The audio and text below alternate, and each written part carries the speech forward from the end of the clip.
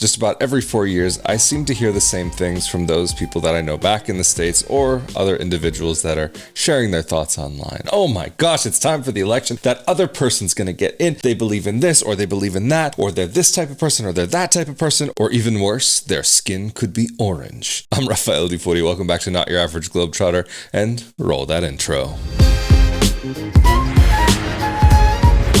With all the jokes aside, and the election's just around the corner in the US, there are a lot of people who I know have it on their minds that they are thinking about leaving the country. But do you have enough time? Is there enough time to prepare before the elections and before the inauguration? And if I were to come up with an answer, I'd probably say there's not quite enough time, but if you really pushed, maybe you could make it happen. But in this episode, I want to go through some of the steps that you might have to take to be able to think about moving abroad. These are some of the things that I would say are some of the most important, but they might not be everything that you have to do. And there might be other individuals who would prioritize other things, but the topics in this episode are in no particular order. But the first thing on my list is to make sure that you have a way to financially support yourself. One, so that you can actually live and get by. And another factor you'll have to consider is that in order to be able to get a visa, to be able to get into that country or to be able to reside in that country, you'll have to meet a certain minimum threshold financially. But beyond just the simple requirements, in my personal opinion, it is very important to have a buffer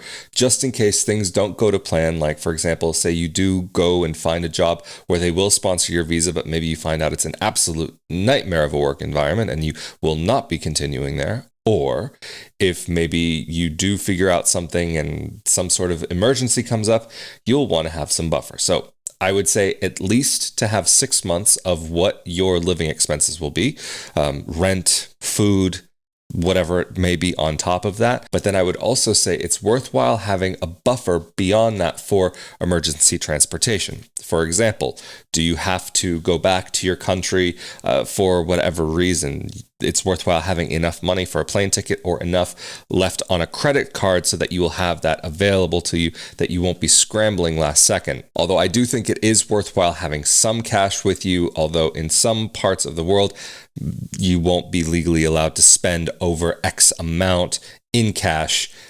That's a whole different topic for another time. But even, for example, if you're out with friends one evening and you have to go from one city to the next and you've missed your train, it's worthwhile having enough for a hostel, a hotel, or a taxi to get back to where you're trying to go. You don't want to be out in the cold in the middle of the night in some random town where maybe you don't know anybody or that you don't have the connections to be able to really be comfortable for the evening. But like I was saying, maybe there are those unforeseen occasions where you might need to have a plane that you can hop onto to be able to get back to your country for whatever reason that it might be. Like I said, it could even be that maybe your job didn't work out and you're ready to give up immediately. Although I will say for those who are very early on into living abroad, don't leave so quickly.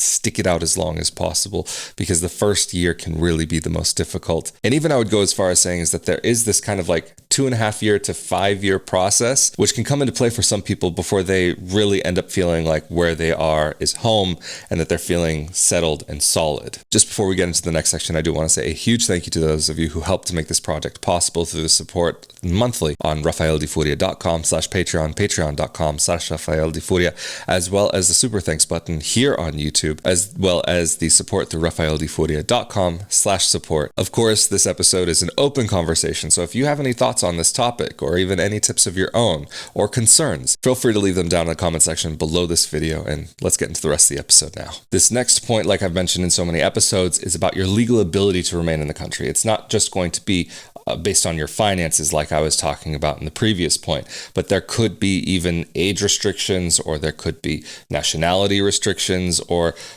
it could really come down to anything at the end of the day. But the bigger point within this particular topic here is that when you are needing to get a visa to go to a country, it could be anywhere from weeks until months before you're able to get not just an appointment, but until you're able to finally get the visa.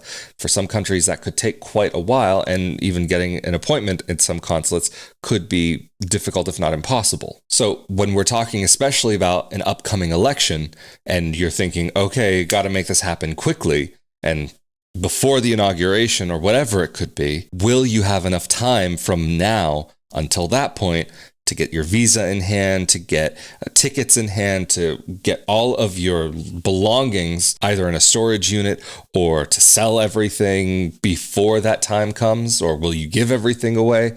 There's a lot of considerations there, but especially because of the visa process to go to so many different places. That's one of the reasons why for so many years I've been saying, if you have the ability to get a second passport, it's always worthwhile holding on to it, because you'll never know when you'll want to have use of it or maybe even need the use of it.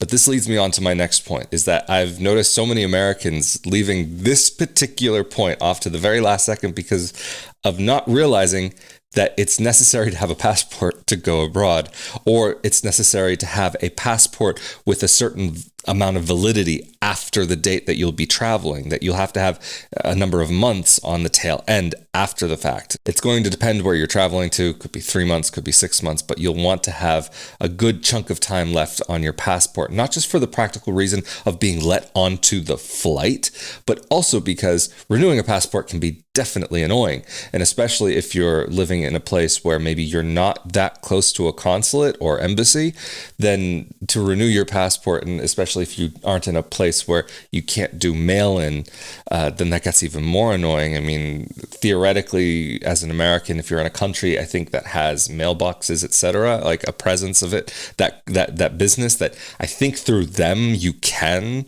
end up doing your passport by mail. But again, that's not for this episode. Regardless, it's annoying to have to do, and it's not always so cheap either. But even then, if you're applying for your first passport or you haven't had a passport in years, I remember even within the past few years, there was a point, especially when people were starting to travel again, where there were much longer waits for passports to be able to be issued. But that's one thing, in my opinion, that is really worthwhile to make sure that you have taken care of, because not only are you going to need it to get on the plane, but even to get your visa, you'll need a passport, unless you're the citizen of the country that you're moving to, like a dual citizen, for example. The reason why I mentioned so much about dual citizenship is because I know there are a lot of individuals watching this particular channel who are Italian dual citizens because of the content that I've made regarding that topic. So if you're maybe a little newer to the channel, this is one of the reasons why it's a topic that I so often mention. Another factor that can go into moving abroad is finding a place to live once you're already over there. In a number of countries, you will actually have to have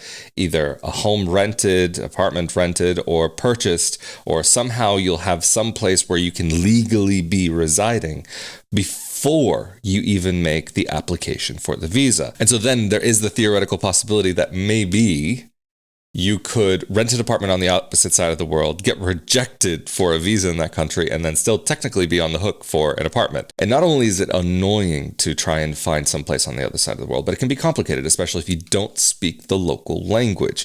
And so actually, I could probably do a whole episode specifically on this topic. So if you guys are interested in a discussion on renting an apartment from abroad, and I'll see if I can put an episode together on this, because there's a little bit that goes into it. I have some experience with it, and it's not only that it's annoying to do, but there's also some risks involved. After having done it a number of times successfully, I can say that there are certain things that I personally look out for, such as being able to do a video call walkthrough of the place, as well as some other factors that go into the research aspect of things. And of course, I mean, we haven't even gone into any of the considerations like getting a tax code in the country. Can you own property if you are a foreigner in that country? Do you have to do the hokey pokey and turn yourself about? Sometimes there are some really weird things that you've got to do to make things happen, and the hokey pokey could be one of them. I'm joking, but maybe I'm not. Maybe this is based on a true story. Maybe it's not. But even if you don't have to do the hokey pokey, there are going to be times that you might feel like it. Anyway, thank you all so much for joining me for another episode of Not Your Average Globetrotter. And a huge thank you to those of you who helped to make these episodes possible.